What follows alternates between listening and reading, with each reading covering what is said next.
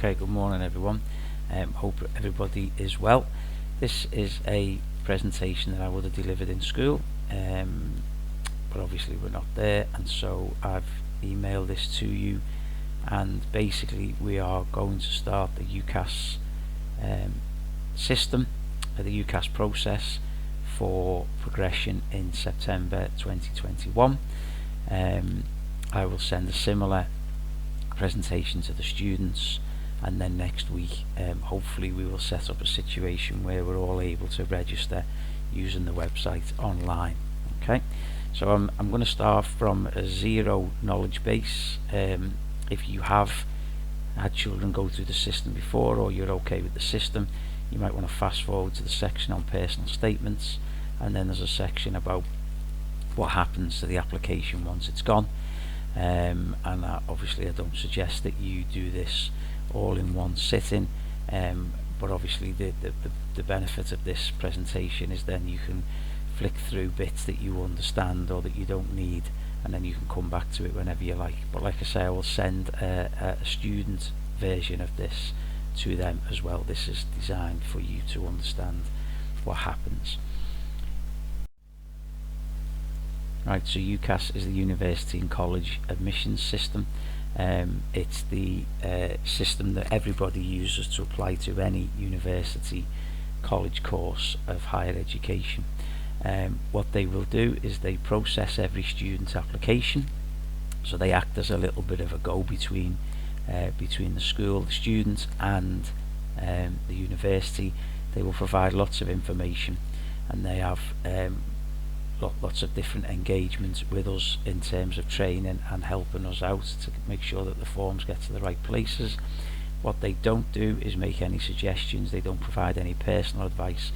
They don't make the decisions or offers. They're made by the university. They will simply communicate the offer to the students. So as you can see there's a huge amount of choice. 350 universities and colleges offering over 35,000 courses. So last week when I sent the information to the students about UCAS Hub to get them to start the research, this is a really big part of it, because obviously there is so much choice out there. So basically every student has 5 choices that they will do after the end of their A-levels next year. So we've got higher education, higher level apprenticeships, plenty of opportunities to study abroad these days. Could take a gap year, or obviously just go straight into full-time employment. There is no compulsion to carry on with education the way there was at the end of GCSE. I have to say that the vast majority of our students take one of the first 2 options, and that's what we concentrate really on. That's where our information and our expertise lies. So there's been a huge increase in higher level apprenticeships, and people taking advantage of these since the apprenticeship levy come along. Some of the big employers have really upped their game in terms of apprenticeships. There is advice on there and there is research on there. However, what we tend to find is that apprenticeships come at certain times of the year, and it's not as straightforward in terms of UCAS, in terms of us knowing what dates that applications have to be in by. So if students are interested in apprenticeships solely, then there is a little bit of compulsion on them to kind of keep up with the companies that they're prepared to apply to. I will send out any information I get, but really if your son or daughter knows they want an apprenticeship in a particular company or in a particular area, then apprenticeship.gov.uk is a good place to register, and then you'll get all the information with regards to those. And apprenticeships vary obviously in terms of pay and understanding about degree courses and things like that, and they are really worth looking into in terms of an alternative to university. Okay, so there's just a few benefits of going to university, of gaining a degree. you know, regardless of whether that's by going to university or doing an apprenticeship.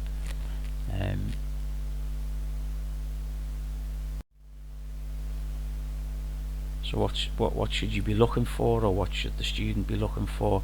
There's a huge range of different styles of university and style of courses that you can do, different types of assessment, different types of learning, and this is where the research really comes into its own. Have a look at the different topics you can do and subtopics you can do within your degree. Maybe location is important. Some students like to go to similar cities to Liverpool, large cities. Some like to stay in a little bit more of a smaller university. Some universities are what are called campus universities, a bit like Edge Hill, where you stay, you live and study in the same area. Other universities, like sort of John Moores and Liverpool University, are dotted in different places around the city, and that might appeal to you as well. The size of the university, obviously some have thousands and thousands of students, and that might appeal, whereas some might want to go and stay in a relatively small university where you get to know everybody and you become it's a little bit more family orientated maybe. There is lots of information, just looking at the next bullet point about what graduates do. There's lots of information about, there's a website called Unistats where you can look at what happens to students when they graduate, what do they earn, what do they go on to do, etc., and that might become part of the research. Tuition fees, many are at the 9,000 level now. There are a few private providers who will charge you less and condense the degree into maybe a smaller amount of time, but in that one you don't get the summer holidays. You tend to get more of a business type environment where you'll do a longer periods of study, but then over you'll get your degree in a shorter length of time.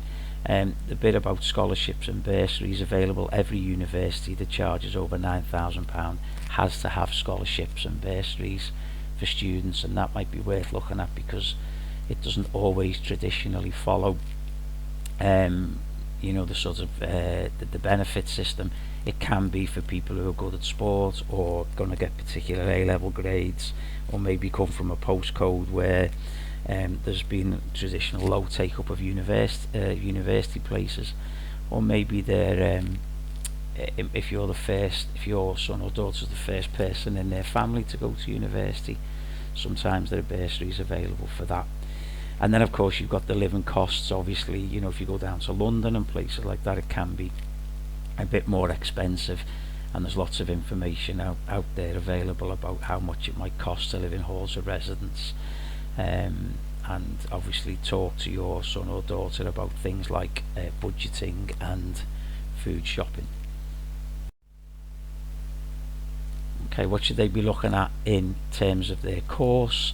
So that each university course can be different.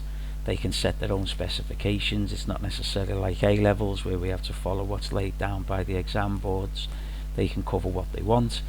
So if you take things like business and English and history, there can be a huge range of topics and areas and subtitles and things like that. So they have to look very carefully at the content of the course and what might be available.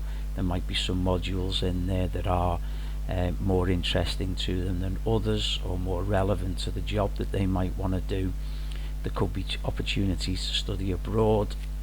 Lots of business degrees of what's called a sandwich place, where in the third year you will go out and work for a company, maybe earn a salary, and then obviously you've got those contacts when it comes to applying for jobs, and you may be able to study abroad. Some of those opportunities might obviously be reduced given what we're going through at the moment, but certainly language degrees and some other degrees might have the opportunity to go abroad under what are called Erasmus schemes.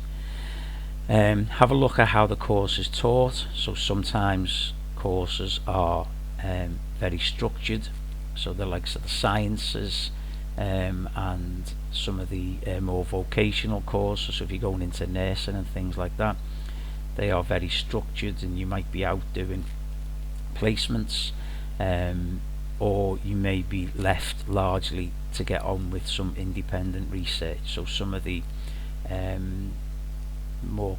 courses like English and other sort of essay-based type courses, you might be left alone a lot to get on with your work. That may or may not appeal.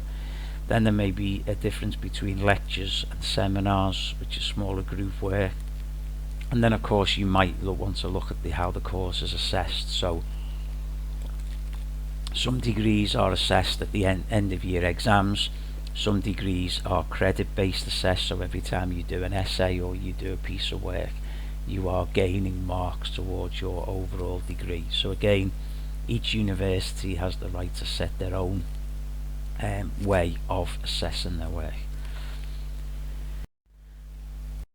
Okay, last week I sent out a presentation to the students about this UCAS Hub. This is a relatively new research tool, but I've had a look at it and I find it to be really good, and it really concise information, and you can register to find out information from certain universities or on certain degree courses. So this is basically what it looks like, and you can see the main tools there where they can search for courses. They can register for open days, which are obviously going to be all virtual this year. They can put in different options, and they can calculate the UCAS tariff points, the grade, what each grade might be worth in terms of points. Really useful starting place for research. And then you can see, so there's just more screenshots from the UCAS Hub.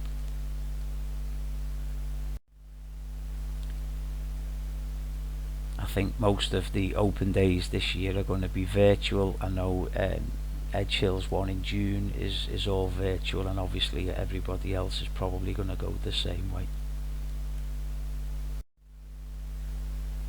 Okay, so when you've done your research and you've decided to apply to university, and the UCAS, again I'll do a session next week for students and we'll all register together.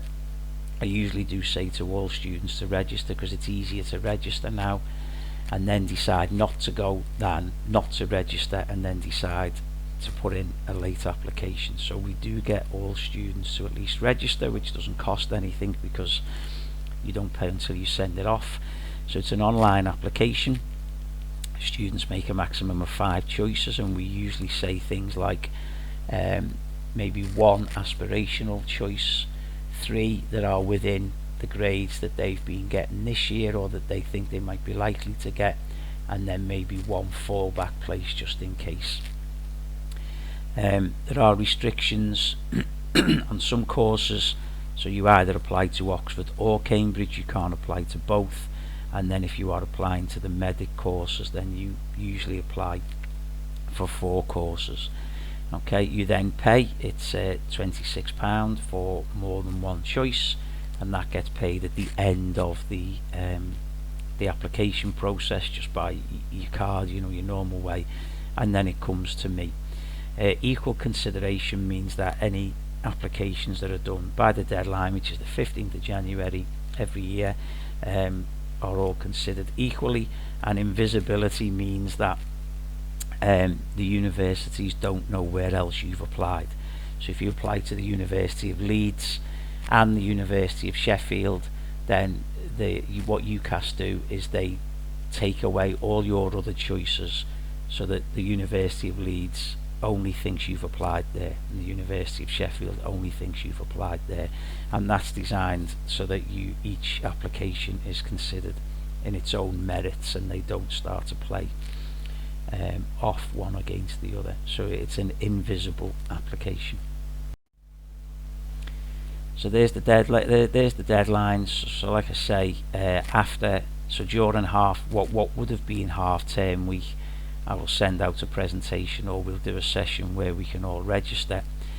We've then got until about September, October time to get things off. If your son or daughter is interested in applying for medicine, veterinary science, dentistry, or anything at Oxford or Cambridge, then they have an early deadline of the 15th of October, and everybody else has a deadline of the 15th of January. I do say to students that we need to get these things sorted before Christmas, so that anything that, obviously I've got other things to be doing and they've got other things to be doing, so the sooner the application comes in, when we're back in September, we just get that out of the way, and we can get on with everything else that we need to do. UCAS Extra there on the 25th of February opens for students who don't have any offers, and I will explain more about that to them when the time comes. Okay, so what do they do? So in the next couple of weeks we're going to register, and then there are all those sections to do. So the personal details, the additional information, choices, education, employment, personal statements, they are all, the student puts them up. They then send the form to me, and I add the referee, the reference. So, and then before it goes off, they will see everything. I will send them a PDF copy of their form, and the form doesn't go off until they are happy. And then if they're not happy with a particular aspect, maybe the reference or the predicted grades, then we can have a conversation about that. They all go off to UCAS, and then they sit back and wait for the decisions, and hopefully plenty of offers. So one of the really important aspects of this is the personal statements. Everything before that is factual, so it's all about your GCSE grade, it's all about where you live, and different information, factual information. The personal statement is the opportunity for the student to sell themselves. Okay, so it's 4,000 characters, so it's about the size of A4, and basically we'll do plenty of work on this. It's basically they're written, they write to the university and explain why they should take them on.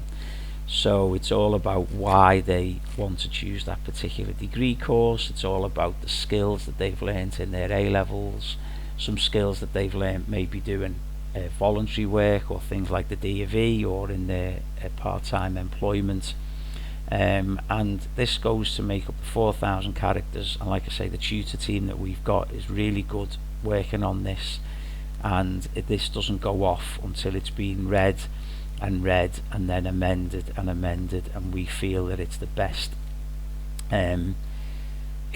it can be. But then obviously it is a personal statement, and the students has to be happy with what we're sending off. But we will do plenty of work on this, either remotely or face to face. Okay, so basically the university used the personal statement, qualifications already gained, so GCSE qualifications, and some do have, it's worth looking. So for example, to get into the medical school at the University of Liverpool, you already need to have got a certain number of 7s and 8s, so sometimes you do have to go back and look and make sure you've got the right GCSE profile, and on your reference will be the predicted grades that we think the student is capable of, and that is all considered by the university. And then they may ask for an admissions test, so for example to get into medicine or Oxford, Cambridge. Some of the other universities are now inviting students to do tests. Lots will invite for interview, especially with things like teaching and nursing and some of the more vocational degrees. Or you may be asked to submit an essay or a piece of artwork or go down for an audition. What we're beginning to find now is that since the abolition of AS levels, universities are tagging on an extra little bit now. It could just be an essay, it could be an interview, it could just be some supplementary evidence. Okay, then what happens is you get either an unconditional offer, which means that they are really pleased with the application, and if you put that down, then it doesn't matter what A-level grades you get, they will make you an offer, that they will allow you onto the degree. The vast majority of people will get conditional offers, and this could be a grade offer, so 3 A's or 3 B's, or it could be a points offer of 120 points, and each grade is worth a certain number of points. And when you're doing your research, you can find the standard offer that the university will make, and that should really be guide the students in thinking whether or not that degree course is for them. Obviously, sometimes we get some unsuccessful applicants, and that's usually because they don't have the prerequisite GCSEs, or maybe they've not done so well at the interview. And we don't get many of our students who are turned down because of what's on the form. Just one thing to say about the unconditional offers. Sometimes the universities will put a bit of pressure on students to say, if you put this down, then we will take you. And sometimes the students might think that's a kind of a safe bet, but then sometimes they're jumping into universities or courses that they didn't really want to go to, but they're doing it because of the unconditional offers. So just be a bit careful with unconditional offers, if any come your way. Once you've applied, you can then track the applications, and universities, obviously like everybody else, they vary in the length of time it takes to get back to them. They do have until sometime in March, so I wouldn't really be too worried if you don't hear anything straight away. Some universities do it in batches. Some reply to applicants when they come in. Some will wait, and especially those who interview, and wait till all the interviews are done. So students do get a bit nervous when they hear of other students getting offers, but there is a standard deadline that all universities have to work to, so I wouldn't worry too much if things don't come back straight away.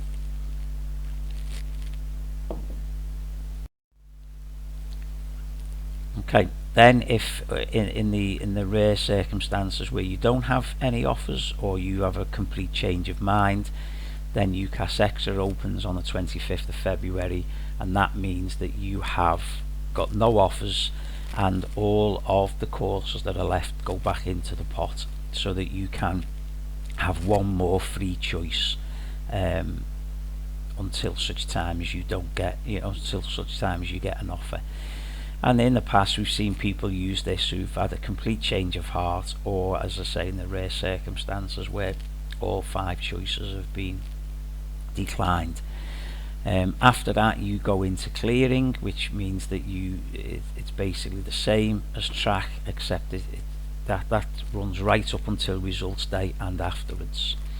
We're beginning to see more and more people nationally use Extra rather than clearing. Clearing used to be a situation where you would come in on results day and there would be lots and lots of degree courses left, but since they introduced UCAS Extra, that doesn't tend to be the case anymore. So ideally you want it all sorted before we finish in May 2021. They've introduced this thing called adjustment, where if you did better than expected, then you can reapply, if you like, to a university that maybe you looked at but you didn't think you were going to get the offer. You did get the offer, and then they can leave a certain number of places open for adjustment. Okay, so at the moment what we should be doing is plenty of research. That should really include yourselves as well as the students. It needs to be, obviously, some of your your son or daughter might want to move away, or obviously some of them move quite far away, or they go and live in London, or whatever that might be, and obviously that you need to be a part of that decision making process. Maybe take the time now. I know it's difficult given that lots of places are closed down, but where any work experience that they can get their hands on, extracurricular activities such as voluntary work, any D&V stuff, get all that together for the personal statements. Go back through the memory banks and remember what it is that they did. And it's strange because sometimes they just dismiss things. So if your son or daughter runs a dance class or is responsible for organising the weekly 5-a-side team, then that demonstrates skills such as commitment, and organisation and the ability to talk to people. You know, if you're renting a hall or you're organising the pitch or whatever it might be, you're collecting the money in, there's a certain level of responsibility there. So it's worth getting them to sit down and write down everything that they do on a weekly basis, or have a think over the last few years. What have they done in terms of positions of responsibility or positions of commitment, the part-time job? And then you can jot them down, and that forms part of the personal statement. How have they gone beyond the syllabus? Do they read anything? Are they part of it? You know, do they listen to podcasts? Do they take part in anything that expands their knowledge of extracurricular? I've sent lots of stuff out about the extended project, which is a standalone qualification that they can be doing as well to demonstrate some extra independent research. So anything that we would consider, you know, part that would enhance their application needs to be just jotted down and remembered. Okay, so like I say, it's a great opportunity for you to become part of the research. There is a parent section on the UCAS website, and you can get the information sent to you. Sit down with them and go on the virtual open days. This is obviously especially important if they are going to move away. You've obviously got to get it right in your mind about accommodation and where are they going to be living and the local amenities and things like that. And make sure obviously that you are keeping up, that you know we're nagging them about UCAS and about what they're reading and what they're doing and how much they're actually researching and getting ready to make this move. Okay, so just over 25 minutes there. Like I say, I don't suggest, hopefully you haven't sat all the way through and listened to me talking about this. Obviously it depends on where you are in your family. You might have had children already go through UCAS and everything's fine. You understand the system and it might have been something you've been through recently. You could be a first timer, in which case, you know, please don't hesitate to contact me. You know, we say to the students all the time, don't we, there's no such thing as a daft question. So if you have any questions, if you would like me to give you a ring at some point and discuss this over the phone while we're still closed, or when we open up, if you want to come in and have a chat, I'm more than happy. It's a big move for some of these students. You know, some are really ready for it, others maybe not so much. Some of them might be staying with you, which is obviously good. Some of them might be moving away, which is obviously good for them as well, and you might have some concerns. You might have some questions about particular universities or particular courses, and we can help you out. If you've had, you know, if your son or daughter has absolutely no idea about what they might want to do, then we've still got access to Mrs. Gresham. Hopefully when we get back, we can still do our work with Shaping Futures. So we have a guy who comes in and talks to the students about university and gives them some one-to-one help. The tutor team are always there, and Mrs. Tynan and Mrs. Mills are always there as well. So if after listening to this and reading through this, you're really stuck, then my email is hallidaym@maricourt.net, which is HALLIDAYM@maricourt.net. Ring the school reception, and they will always contact me while we're still closed, and I can always give you a ring and we can have a chat over the phone. Okay, so I hope that helps. Lots more information coming the students' way over the next few weeks. Hope everybody's okay, and we get back to school and back to normal soon. Take care.